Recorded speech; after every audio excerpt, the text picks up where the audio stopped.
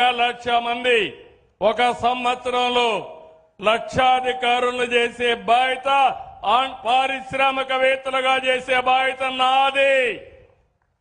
ఈ కార్యక్రమానికి నాంది పలికాం. ఇలాంటివన్నీ చేసు మీ అందరిని నేను ఒకటే చెప్తున్నా, ఒక్క కార్యక్రమం కాదు, ఇలాంటి కార్యక్రమాలన్నీ చేస్తా. ఇప్పుడే ఇక్కడ జగన్మోహన్ రాజు గారు చెప్పారు, ఈ యొక్క నియోజకవర్గం రాజంపేట మంచి నియోజకవర్గం, కొన్ని కారణాల వల్ల మీరు మాకు ఓట్లు వేయలా.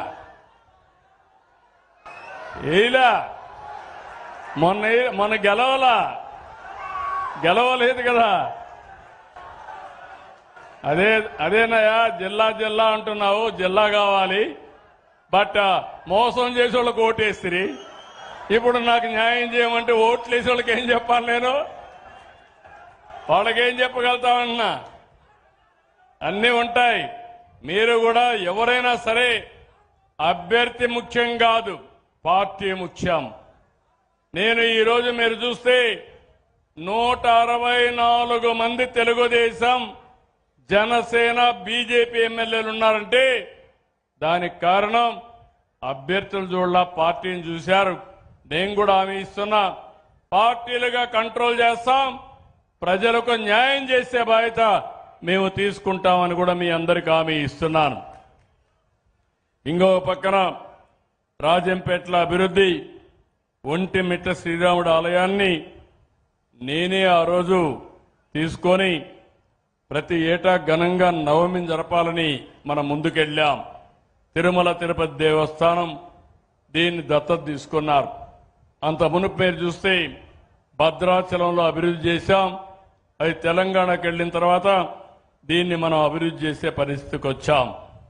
ఇంకో పక్క ఇక్కడంతా కూడా ఈ జిల్లాల్ని డివైడ్ చేయాలన్నప్పుడు కొన్ని ఇబ్బందులు కూడా ఉన్నాయి. అవన్నీ ఏ విధంగా చేయాలనో చేయడం కోసం అన్ని కూడా ఎక్సర్సైజ్ చేస్తామని చెప్పి కూడా నేను మీకు తెలియజేస్తూ, ఇప్పుడే ఇక్కడ మెడికల్ కాలేజ్ కావాలని ఎమ్మెల్యే గారు అడిగారు. దాన్ని ఏ విధంగా చేయాలనో అవి కూడా వర్కౌట్ చేస్తాం. ఇంకో పక్కన ఇక్కడ అభివృద్ధి, ఏ అభివృద్ధి కావాలన్నా ఇక్కడ జగన్మోహన్ రాజు గారి నాయకత్వంలో తప్పకుండా మీ అందరికి హామీ ఇస్తున్నా. ఇక్కడ మన పార్టీ ఎమ్మెల్యేలు లేరని మీరు అధైర్యపడవలసిన అవసరం లేదు, ఎంపీ లేరని అధైర్యపడాల్సిన అవసరం లేదు. రాజకీయాలు వేరు, అభివృద్ధి వేరు. ఈ నియోజకవర్గాన్ని కూడా అభివృద్ధి చేసే బాధ్యత ఈ ప్రభుత్వం తీసుకుంటామని చాలా స్పష్టంగా మీ అందరికీ హామీ ఇస్తున్నా. ఈ శుభ సందర్భంలో 30 సంవత్సరాల తర్వాత నేను ఒకటే మిమ్మల్ని అందరినీ కోరుతున్నా, ప్రతిరోజు నాకు వెంకటేశ్వర స్వామి మా ఇంటి దైవం.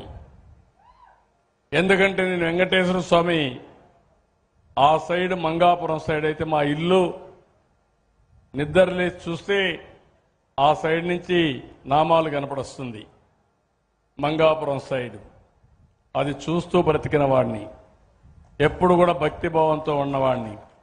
ఓసారి హిందువులందరూ కూడా వెంకటేశ్వర స్వామిని మిగిలిన దేవుడిని నమ్ముతారు. అదే మరి ముస్లింస్ అంతా